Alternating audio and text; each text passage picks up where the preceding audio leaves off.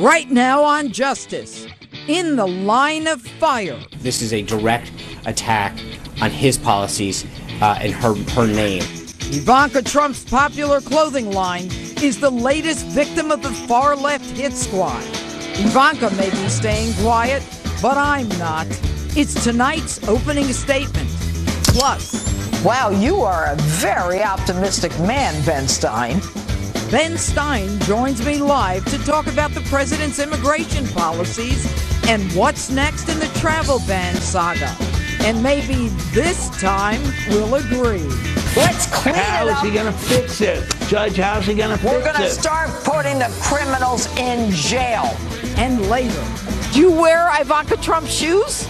No, I don't. Would you if they came in your size? I visit one of the world's most famous stores to find out about what America thinks of Ivanka Trump, her clothes, and the liberal left's assault on her brand. So you know what? If they had the name Trump on, I won't buy them. Or do me a favor, find out what child laborer made your shoes. Justice starts now. Breaking tonight, a ballistics missile fired by North Korea. The first test firing since President Trump took office. Hello and welcome to Justice. I'm Judge Jeanine Pirro. Thanks for being with us tonight. The U.S. military said late this evening that it detected the missile launch from North Korea and is assessing the situation. President Trump just made an appearance with Japan's prime minister in Florida at the president's Mar-a-Lago golf club, but they did not address the launch. South Korea officials say they believe the test missile, apparently fired into the sea, was a show of force in response to the Trump administration's hardline position against the North. The White House says the president is monitoring the situation and will keep you posted. Now to my opening statement. We have to stop destroying women based on the men in their lives. A woman cannot, should not, must not be judged by the man she is with. I am infuriated. This fight is supposed to be long over. Why are we even talking about this? It is 1984. I am Congresswoman Geraldine Ferraro, and yes, I can be a candidate for vice president. You have no right to define me or malign me based upon the conviction of my husband, John Zaccaro. I am worthy of so much more. It is 2006. I am District Attorney Jeanine Pirro, running on my record, a record of accomplishment, a record of which I am proud. You cannot and will not judge me or take from me my record of firsts as a woman or my successes based upon the deeds or misdeeds of my husband. I am worthy of so much more. It is 2017. I am Ivanka Trump, an accomplished negotiator, builder, fashion designer, businesswoman, writer, and you cannot and will not judge me based upon the actions of my father. I am worthy of so much more. This must stop. This week, a female Nordstrom's executive proudly trumpeted they were dropping Ivanka Trump's fashion line. They could have done it quietly, phasing it out. Instead, they chose to publicize it. And the genesis of all this, an online campaign started by another woman marketer, Shanna Coulter, who didn't much like Donald Trump. So she decided to take it out on his daughter and created the hashtag #GrabYourWallet. Her online campaign to punish the Ivanka Trump brand for the deeds or misdeeds of Ivanka's father. Curious that Chelsea Clinton was never punished by these women for the clear misdeeds of her dad. But I digress. Nordstrom's stated reason for dropping the line isn't really important. Reduced sales? Maybe. Amazing what product placement can do, you know. But what I can tell you is that overall, Ivanka's brand revenue is up 21% from 2015 to 2016? And pray tell, if her brand wasn't selling well in Nordstrom's, why did they order more products for the spring 2017 season? But now to the woman herself. To say that she is accomplished is the understatement. She has been winning awards and honored for empowering women since she started her brand a decade ago. Fortune magazine named her one of the 40 under 40 of the most influential young people in the business world. She won the ACE Breakthrough Award for Excellence in Accessories. She helped found the Girl Up Initiative Foundation at the United Nations. FAB, the Fashion Accessories Council, awarded her for her innovative brand. She was described at the National Women's Summit as a woman with a drive to support other women.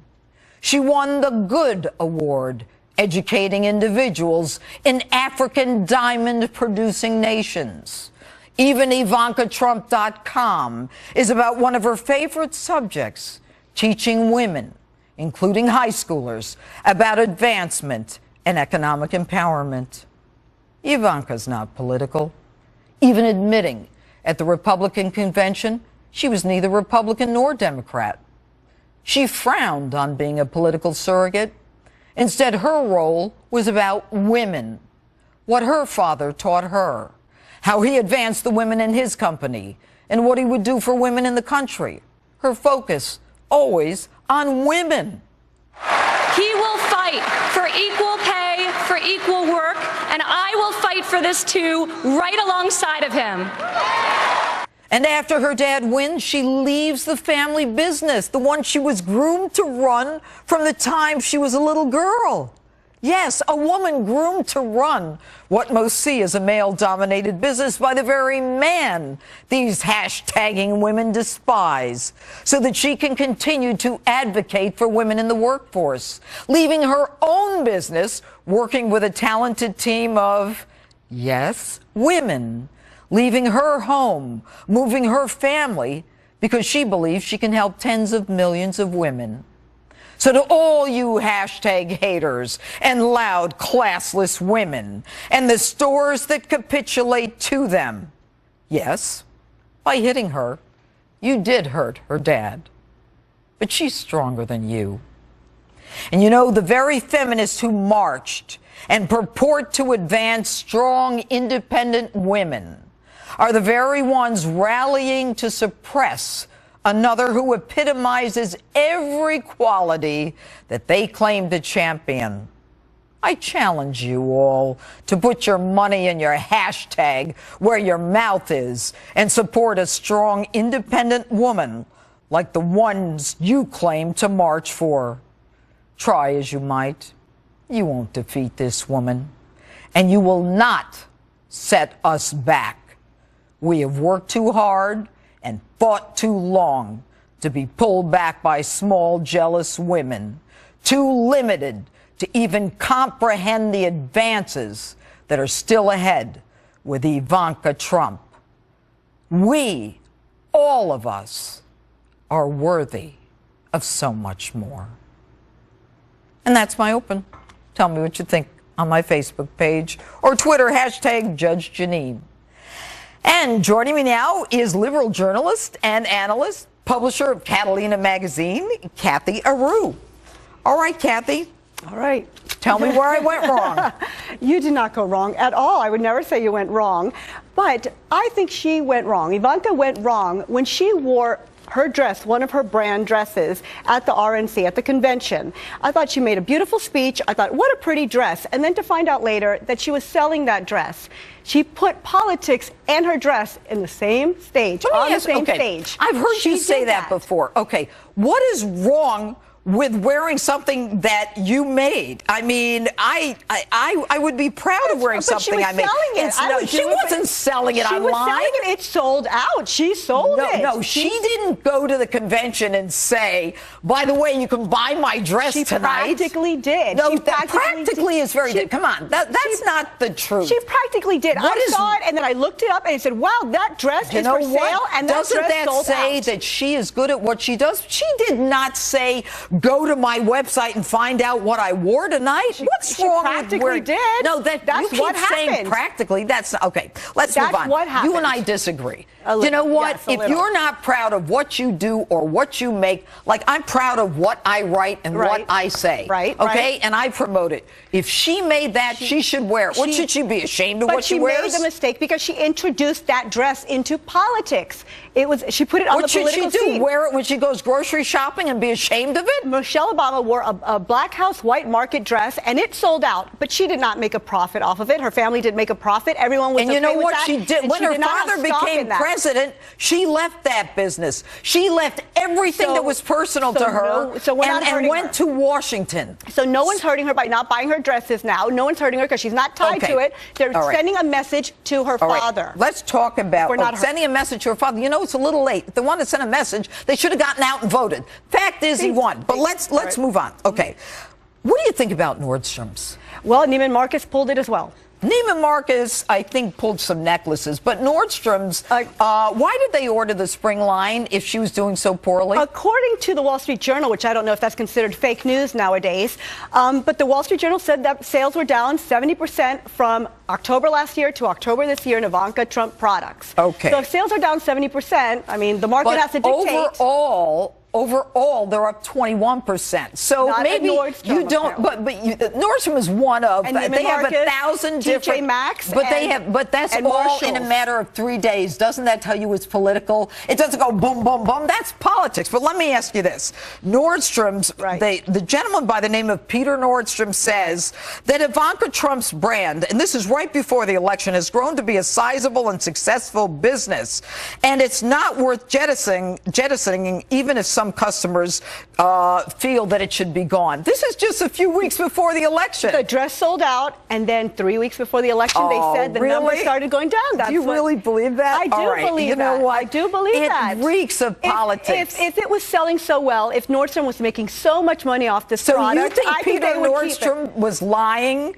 when he said just a few days before the election that this is great and we're not going to let it go? Don't you believe that product placement has a great deal to do with whether or not something sells? Marshalls and TJ Maxx have done the same thing, so it's not just Nordstrom, it's not just Neiman Marcus. And you know what they say, the employees at Marshalls and TJ Maxx said? They've never, ever seen an email like the one that came over saying, take down the signs. A lot of politics, and that's the sad part. But you do agree that Ivanka Trump is committed to women and supporting women and women's issues. I loved her speech. But then when I found out that dress was hers from her product line, so you're upset that she's proud of what she does? Not upset. I was upset that she brought her line into politics. That she wore a dress that she made. That upset you. I think that's small. She was selling it. If she would have made it just for herself that night, that would have been pretty. You know what?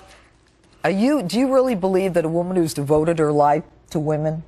She was using her name to sell a product, and right now her name is not that popular, and the product is not selling, and that's the bottom line. You're wrong, because it is. I don't think Kathy so. Aru, thanks so much. Back to that breaking news, a ballistic missile fired by North Korea. Here to talk about that more is GOP Congressman Chris Collins from the state of New York. All right, good evening, Chris. How are you?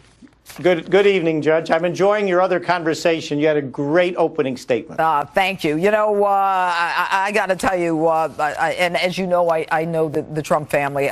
I know her as a very elegant woman who is too smart to fight with anyone and is totally staying out of it, which is her promise to not engage in anything that involves business and the government. And that's just the classy woman that she is. She defines class. She is a classy lady. Elegance personified. But let's talk about what's going on with North Korea. What do you think's going on here, Congressman?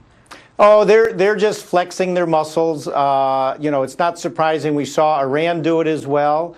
I think America can be very happy today. President Trump will keep our country safe, whether it's General Flynn or General Kellogg or our new Attorney General, Jeff Sessions. He's got the A-team, General Mattis, that's going to keep us safe. This is nothing more than a little posturing. As some have suggested, North Korea feels left out. No one's been talking about them. We've been talking about China, and we've been talking about Iran, and now Japan, Mexico. So, this is not unexpected. It was not an intercontinental ballistic missile. It was an intermediate range. Right. So not a threat, but I do know that Donald Trump, President Trump and his team, they're going to keep an eye on Iran. They're going to keep an eye on North Korea. They're not going to let either of those countries threaten stability in the world. Well, Kim Jong-un isn't the most stable individual either. Well, that's certainly well said. I wouldn't want to be a family member, that's for sure. And I think that, again, he's because he's propped up by China. And this is the interesting dynamic, Judge. It's China that's propped up. China depends on the U.S. consumer for their economy. There's a lot of issues on the trade side that are going to have to enter the mix. And when you think of the art of the deal, I wouldn't be the least bit surprised that as President Trump and his trade negotiators get into discussing trade. Let's talk about the, very quickly moving forward, the executive order and the Ninth Circuit. I mean, the most liberal leftist laughed at circuit in the country. What do you think that the president is going to do? Do you think he'll just draw up a new one and call it a day? Well, I would certainly think that's a very good idea. I mean, it was a liberal judge, and then a liberal court decided that they didn't see any urgency to stay. To reverse the stay. So a very smart thing is to take what the judge said, which was not accurate, things like it was a Muslim ban, things like it was a religious litmus test and the like. They can be easily addressed in a new executive order, speaking very clearly. It doesn't affect green card holders, visa holders, students in, and so forth. Right. And that was one of the problems, that it wasn't clear. And it was interesting how they said, we're not going to take at his word Don McCann, White House counsel, when he says it doesn't affect, these people. The judge did give us the roadmap to doing something that they're not going to be able to claim any constitutional basis for. They may sue again, but there won't be a constitutional basis for a judge to uphold it. So I think it would be very expedious to go ahead and do a new order. To me, it would be expeditious. You can go to the Supreme Court, you can fight it out, have a, en banc, the whole thing. But, what I find incredible is I don't think the state of Washington had standing. They did not have a direct and immediate effect on the state of Washington. How could someone from another country who's not even a citizen, who isn't entitled to due process because they're not even over here, have standing against a president as it relates to national security? Well, it goes back to the stretch that they had a student who was denied entry. So I would grant you a student with a visa, and it was clarified they would be allowed in, but that was the stretch, that there was a student with a visa that wasn't allowed back into the country. And, that was the nexus that they had to try to claim standing. Well, boy, that really tips the scales, doesn't it, Congressman? That sure does. It sure does. All right. From New York, Congressman Chris Collins, thanks so much for being with us. Always good to be with you, Judge. All right. And the travel ban drama dominating the news this week. So what's the president's next move after the Court of Appeals ruling? Deputy Assistant to the President, Sarah Huckabee Sanders, is standing by live to talk to me about that and so much more. Next. Then, put your hands down. Somebody looking for you. Street Justice at America's most famous store. I get shoppers' takes on the left's assault on Ivanka Trump's clothing line. Justice rolls on in a moment. Do you think that any woman should be punished if she has her own business because her father's the president? Probably not. But how about definitely not? A busy week in the White House. President Trump considering a new security move in the wake of the Ninth Circuit Court of Appeals ruling against his immigration policy. And now late word of a missile launch by North Korea. Joining me now to talk about that and more is Deputy Assistant to the President, Sarah Huckabee Sanders. Sarah, good evening, and thanks for being with us this evening. Okay, now we hear about North Korea and this missile launch. What can you tell us about it? Right now, all I can say is that the president's very aware of the situation. He's been briefed, and we're monitoring it closely. And as he gets more information, we'll make a decision at that time. Okay, and this is something that has been confirmed by DOD. We have confirmed that this has happened. I believe so, yes. And again, the president is continuing to stay in very close contact with his leadership team and monitoring it very closely throughout the evening. All right. Let me ask you what I asked Congressman Collins from New York. The executive order, looking forward, I don't want to go into what happened and everything that happened last week. By the way, Sarah, none of it is a surprise to me. I mean, the Ninth Circus, as it's called, I mean, you know, more than what, 85-90% of its decisions overturned by the Supreme Court anyway. Is there a good chance that the president will draft a new executive order that is a little more palatable to the Ninth Circuit?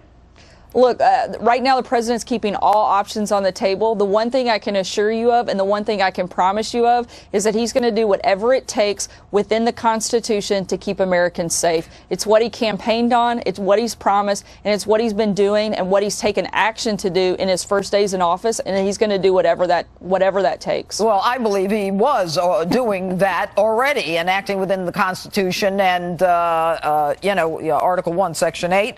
But apparently Ninth Circuit didn't agree. But I think right now the issue today had to do with ICE and the claim that there are random sweeps going on and that there are now ICE checkpoints in Los Angeles and that people are being deported. And I find it fascinating that there are now legal setups and legal attorneys and points for illegals so they have their rights explained to them and so that there are people who can now fight deportation who are here illegally when many people have felony convictions, as I understand, who have been deported. Talk to me about those numbers if you can. Sure. Look, the bottom line here is that the ICE team and the ICE officers are simply enforcing the law and law that has existed before Donald Trump even took office. They're just actually enforcing it. This is real simple here. People that have come in illegally, that have felony charges, are not going to be allowed to stay. This is a law that has needed to be enforced and something that, frankly, we have to do in order to protect our country. And they're stepping up and following the law. And I don't know why anyone would complain about our law enforcement doing their job and enforcing the law. Well, you know why they're complaining? They're not used to it. Since when is ICE given the power or the ability to do this? But to be fair, this is something that was done apparently occasionally by the prior administration. But, you know, for those who are arguing that, there's no due process, there's no hearings, my understanding is the deportation is not of just those who have felony convictions and are here illegally, but those for whom there are already adjudication orders, so that there already has been the due process adjudication in court that you are illegal, you have to be deported, and then they just never showed up to be deported. Are you comfortable that even without the wall, that the people that we're deporting now can be kept out, or do you think we'll only have to go through this again?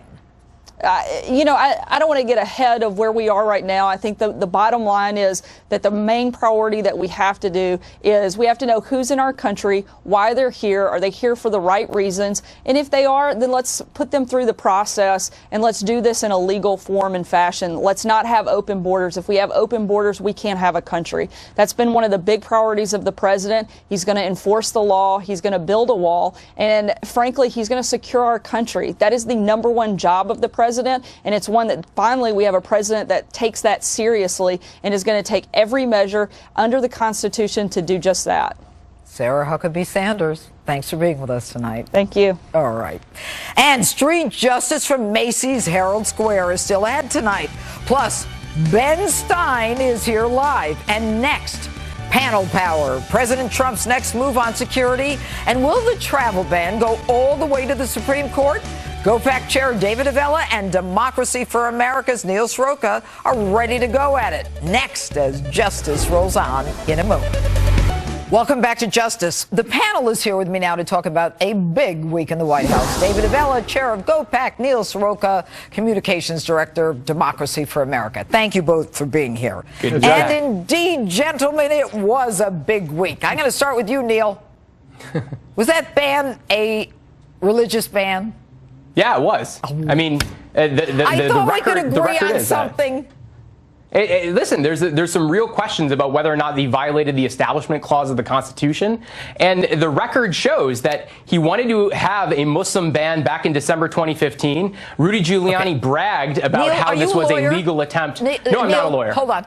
No, I'm not. Okay, I'm not. Let me give you a little bit of a primer here. A contract is only decided based upon what's in the four corners of that document.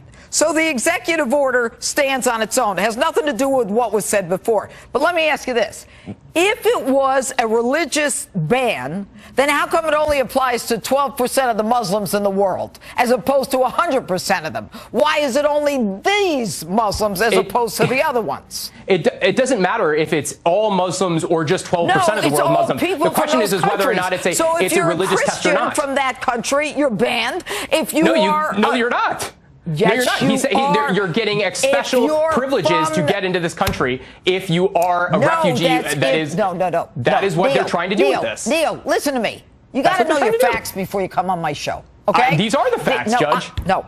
Do you see how ridiculous it sounds? These are the facts, Judge. You can't tell me the facts. I'm telling you the facts. Now, David. Yes. Refugees, if you are a minority or religiously persecuted, you are automatically coming. That's the whole point of being a refugee or in an asylum, okay, status. But if you are a Muslim, a Christian, or anybody else, a Jewish person from any of those 7 countries, you have to be reviewed and banned. Is that correct? Judge, I'm not up to the details completely on that, but let me say this. To Neil's point, that there are a number of legal scholars on the liberal side of the equation that don't agree with his assessment, and that, in fact, they don't think there's standing, that the state, Washington and Minnesota don't have standing to even have this case. Well, there was a standing ruling. They don't believe... They don't believe, legal experts also don't believe that there's a religious discrimination. They're not sure about the due process clause. But here's the most important point about all of this. Donald Trump has gone through the legal process of going through the courts to find out what they're going to do, while he's also this week looking at taking other action. Contrast that to when Franklin Roosevelt couldn't get his policies passed. He tried to pack the court and add more people to the Supreme Court so he could get his laws enacted and get his cronies on board. Now I'm going back to Neil. Neil, now I'm going to let you talk. Yes. All right, Neil, here's the thing. If it were a religious ban, then no Muslim could enter the country from anywhere else. But you know what? I want to move on. That's not true. Let's talk about it. What? Judge, you can have a religious ban that is only focused on those 7 countries, and it would still be an illegal religious test. We cannot have tests on religion. It's based on where you're from and whether you are a danger, and it's temporary. There is no proof that there's danger.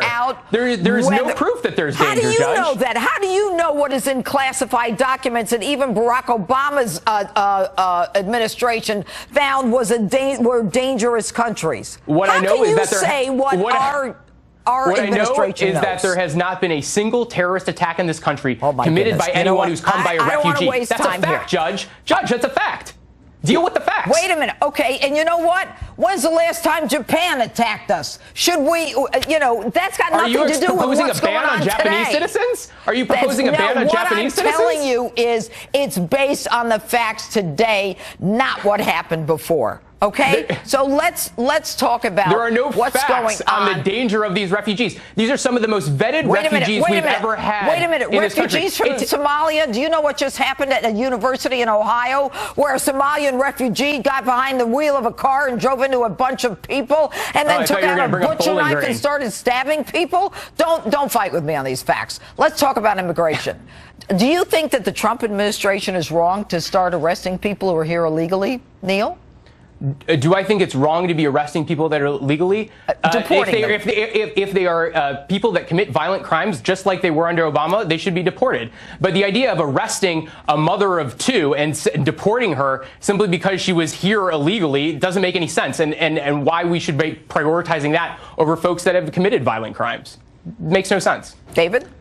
Judge, the overwhelming people that in this recent pickup of illegal immigrants, almost all of them have committed a crime, or one was wanted in Brazil for going after young children. So President Trump is well within his right, as he is with the immigration ban that we were talking about earlier. The Muslim ban. Let's call it a Muslim ban. It's what it is. The Muslim ban. It's knowing who's coming into our country, Neil. Should we know who's coming into our country, or shouldn't we know who's coming into our country? Right. And on that fact, we should. Neil Soroka, thanks for being with us. Right. Street Justice still on deck. Plus, how can the president keep you and me safe if the courts keep getting in the way? Ben Stein is on deck with some insight on that and what the president could be thinking when it comes to security measures to protect us. President Trump going at it with the courts over his immigration policy. Here with me to talk about it is longtime professor of law and economics at Pepperdine University in Malibu and former speechwriter for President Richard Nixon, Ben Stein. All right, good evening, Ben. Now, how are you? I am fine, thank you. Now, we had this executive order, and what do you think the president's going to do? You think he's going to drop a new one, or should he go to the Supreme Court? What should he do as it relates to national security and that temporary ban? I think he'll break it up into several different parts. He'll send each of them out as an executive order. In the meanwhile, he'll appeal the blanket decision by the court in Seattle, and he'll also ask for an en-banc Court of Appeals ruling. What the court did up there was clearly outrageous. There's never been a court that blocked an immigration order by the president since 1942. It's inconceivable what they did. It's a coup d'etat against the executive branch and against the Constitution. Do you think that they were motivated by politics? Of course. Of course.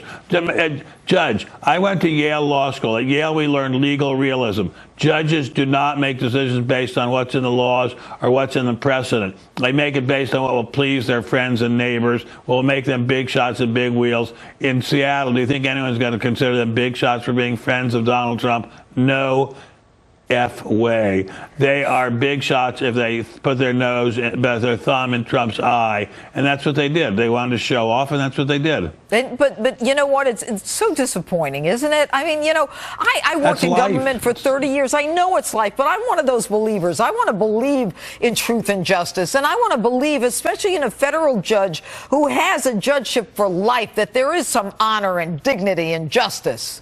I'm sure there is plenty. I think Judge Bork had a hell of a lot of it. I think Justice Scalia had a hell of a lot of it. Yeah. But these guys in Seattle are political puppets of the left and the media power. The media is the supreme power in America right now, and they're trying to cut President Trump down to size, and they're using the judiciary as one of their pawns. And what do you think of the fact that the media, the fourth estate now, there isn't, at least with the three branches of government, there's so-called checks and balances, but with the fourth estate, the media, there is no checks and balances. There are no checks and balances. And you know what I love is when the media points out that somebody or other in the government has a mistress or a girlfriend, and all these guys in the media have mistresses or girlfriends, or the government points out that such and such is speculating on stocks, and all these guys in the media are speculating on stocks. I mean, the media is the unaccountable fourth branch of government. And you know what's great?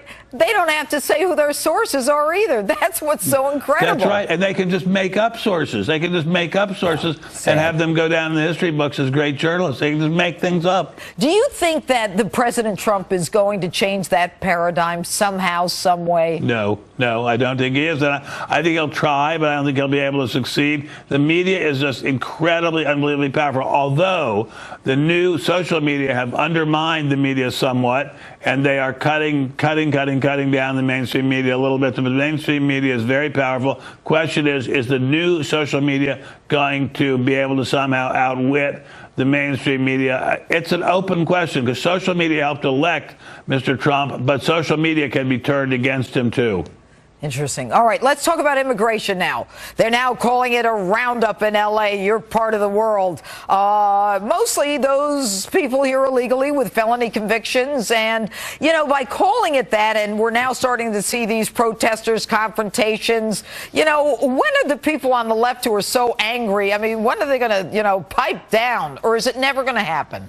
It's never going to happen. Look, I've been in protests. When I was in law school, we went to protests all the time. It's a way to get out of class. It's a way to get out of any responsibility. It's a way to pick up girls. It's a way to get high. I mean, people don't protest because they have any real principle. They have no idea what they're talking about. They just do it because everybody else is doing it. It's a big party in the streets. Hey, let's go to the party. You have your choice. You can get a job and be a responsible citizen, or you can do your homework and be a responsible student, or you can go join the party.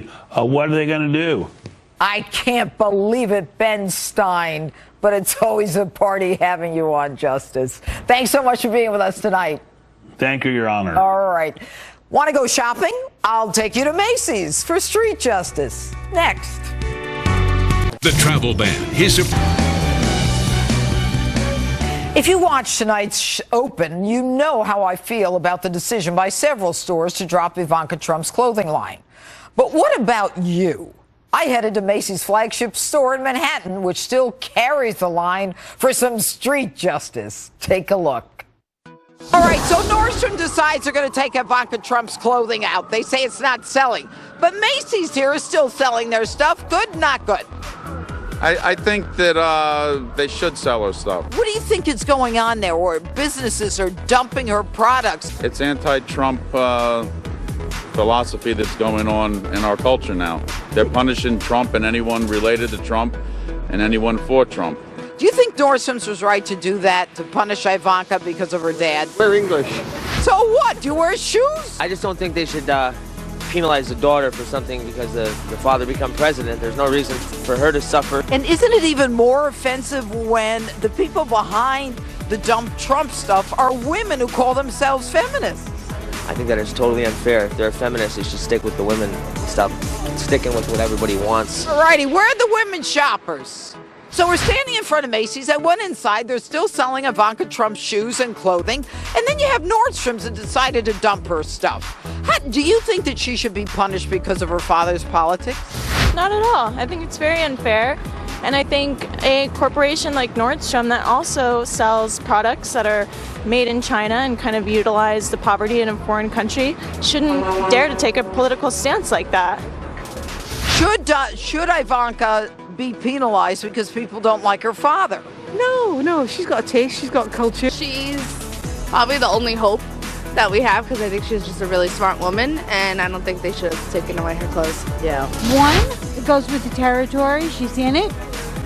That's the way it goes. Number two, the president should have better things to be concerned about than tweeting about his daughter's clothing. But wouldn't any father want to protect his daughter? Of the United States. Well, he's not a father anymore? He's the president of the United States. Okay, but irrelevant. Is it fair? She's divested herself from the company, and the company has employees who are selling a product, and it is the women who are behind the hashtag grab your wallet. Isn't that anti-feminist? She created her own product. Right, but now she's involved in something else. What is she involved in? She's sitting by the side of the president of the United States. Let her get off of that and run her business. So of course, I support Ivana Trump. I like her clothes. I like her shoes. And right now, I'm going to Macy's to buy something for her. What are you doing? My job. I'm doing my job, so let's help each other out. No. All right, you put your hat down. Somebody looking for you? Nah, ain't nobody looking for me. They shouldn't buy no Trump shoes. Why? I mean, well, that's... How do you know your shoes weren't made by kids in China? Hey, it's America. Shouldn't I be able to buy whatever I want? You can buy whatever you want, but I just want to buy them. Oh, do me a favor. Find out what child laborer made your shoes and what country they're from. Do me that favor. Okay? Do you wear Ivanka Trump shoes? No, I don't. Would you if they came in your size? I don't know what they look like.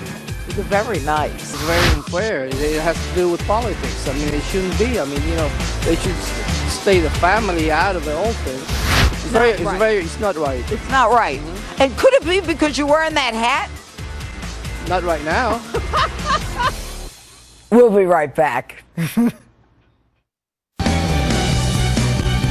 Thanks for joining us. Remember to friend me on Facebook. Now, look, I'm almost at 2 million followers. I need your help to get there. The 2 million follower will get a signed copy of my book, He Killed Them All, Robert Durst and My Quest for Justice. And if I'm going to figure out who's 2 million. They're telling me to stop. And you could sue Tim if you got to $2 million and didn't get the book. Greg Gutfeld's next.